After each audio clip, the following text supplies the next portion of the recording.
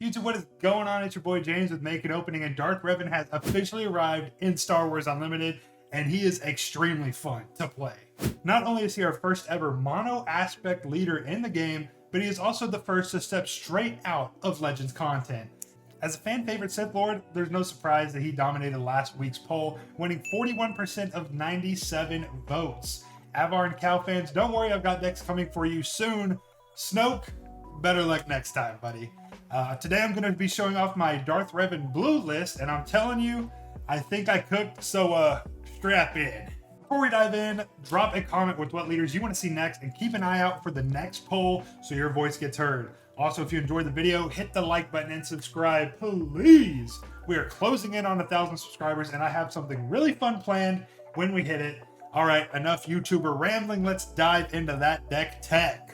First off, let's break down why I paired him with Blue. Darth Revan is a mono villainy leader and the key engine behind this deck's success. We're not going wide and we're not going tall. We're actually going to be playing in that Goldilocks zone with just the right number of units, and we supercharge them with experience counters, all thanks to Revan's ability. Whenever a friendly unit attacks and defeats an enemy unit, you can exhaust Revan to reward that unit with a permanent +1/+1. This is a really cool, flavorful ability that turns small wins into long-term threats. Then on turn 4 with 5 resources, Revan deploys as a 3/6 Sith. He is unique, so remember that.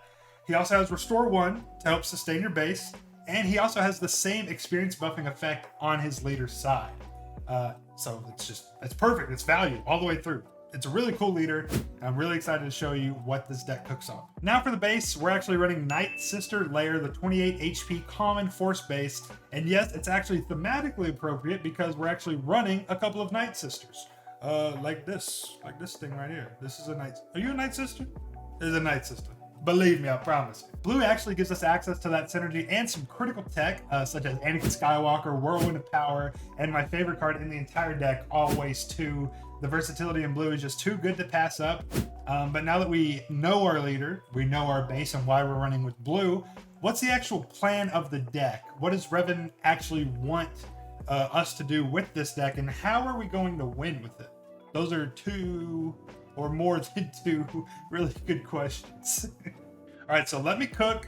This is like a aggro control deck, and it sounds contradictory at first, but hear me out. This deck plays aggressively by establishing strong early threats, but it leans into control by rewarding you for managing the board, taking out their units with your units. Every time you defeat an enemy unit, you're not just clearing the board, you're making your own units stronger thanks to Revan's experience mechanic. You know, that's kind of the point. So what's the game plan? The game plan is to play solid units, use them to control the board by taking down enemy threats, and once you've got the tempo advantage, start pushing that damage straight to the base, straight to your opponent's face. It's awesome. I promise it's awesome. And to really drive that point home, Revan himself does come in with Restore 1. It helps you keep your base healthy while your units take over the game. It's a constant pressure deck. It rewards tight board management and explosive momentum. It is awesome. One of the key aspects of this deck is, again, defeating your enemy's units with your own units.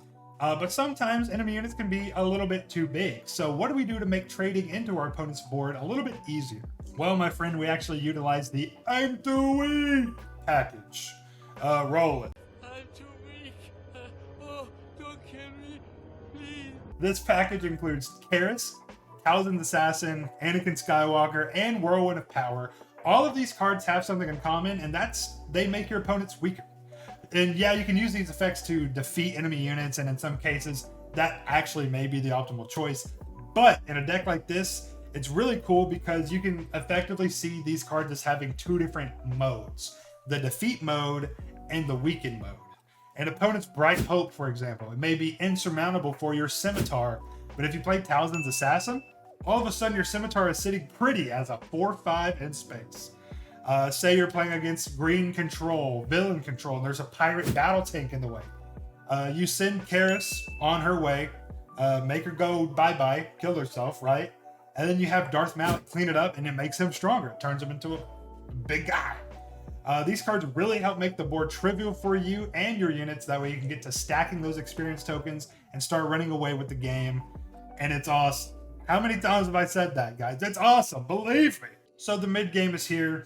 Revan is now ready to deploy. On turn 4 with 5 resources, it's time to get crazy. There's a couple things I absolutely love doing here, and that is either buffing him up with the fancy lightsaber, or two, to keep it on theme, or taking him and a friend on a trip to strength you would never learn from a Jedi. Never. You'd never learn this. You're gonna learn it right here today with me. Or where else? Darth Revan's lightsabers are actually really cool. They turn Revan into a 5'8" with grit, and he already loves defeating units in the first place, so that's just another buff in and of itself. Our other lightsaber of choice, the constructed lightsaber, pumps him to a 5'9" with Raid 2, making him an effective 7'9" on attack. What? Fun fact, he does come out on 5 resources. I've said that a few times now. Please make sure you're taking notes. It's very important. With those 5 resources, you see these cards? You can play them both on the same turn. Is that optimal? Probably not, but you can do it. I've done it before. Darth Revan as a 7'11" with grit and Raid 2, it's definitely going to end the game. It puts your opponent on a definite clock. If they don't have an answer, they done, buddy. They're done. Our other option is my actual favorite card in the deck, and it's the sole reason you actually run Darth Revan in a blue deck. Otherwise, I would be playing Lake Country because that is the more supreme version of this deck. But in Lake Country, you have to pay 6 for this card. And this card is always 2.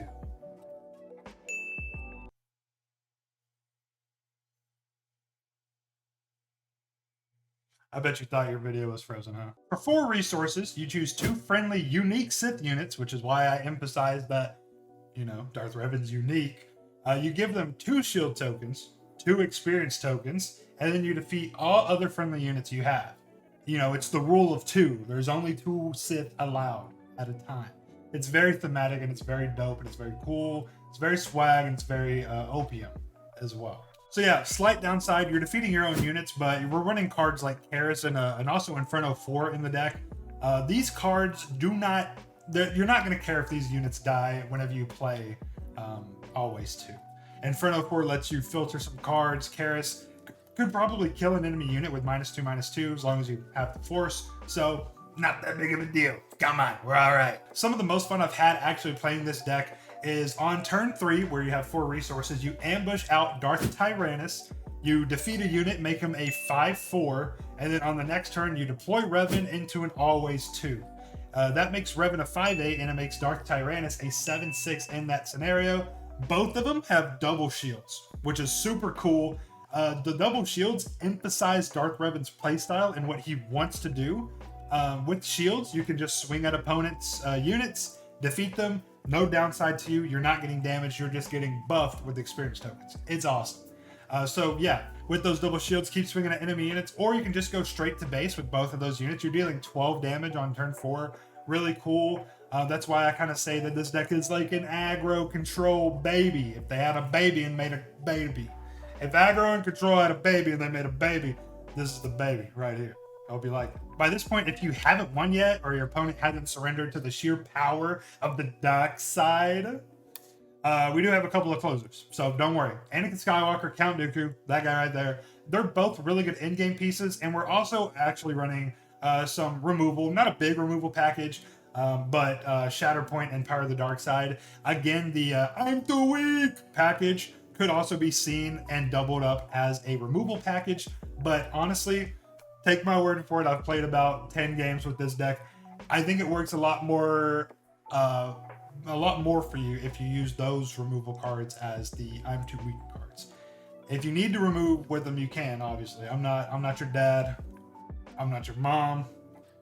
Do whatever you want. So yeah, after playtesting a little bit, the deck does pretty well. I really like it. I didn't ever really get to the end game of Star Wars Unlimited, like the 7 resource plus games. I'm either winning or getting beat before then. So I actually never played Count Dooku across all those games. He could be cut in favor of making some 2-ofs in the deck, 3-ofs.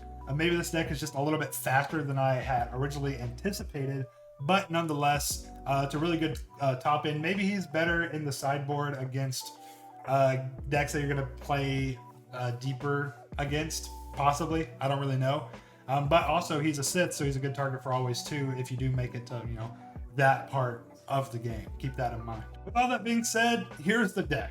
I have the deck link downstairs in the description alongside my TCG Player affiliate link. That way, as soon as set 5 drops, you can pick up every last piece you're going to need. What did you think of the deck? Do you think Revan could actually see some serious tournament play and representation? Personally, I think it's a little too early to call, not only for Revan, but for any set 5 leader at the moment. Though, one of the decks I did beat today was Quinlan Tarkentown. Hey, make of that what you will, baby. Make of that what you will. Have you guys played any Revan yet? And if so, how does my list compare to yours? Leave a comment downstairs. And also, do not forget to comment what leader you would like to see next. A new set 5 leader, revisiting an old favorite. I can do it all. Maybe I'm versatile. Just drop a comment. Also, like the video. Don't forget to subscribe. That way you can vote on the next poll, and you'll actually, be one of the first to see what I post next. And fun fact, a lot of you guys aren't actually subscribed when you're watching my videos. I'll pop up a little graph or something. It's abysmal. If we change these numbers, we could get to 1,000. We can do the fun stuff, okay? So start clicking the fingers.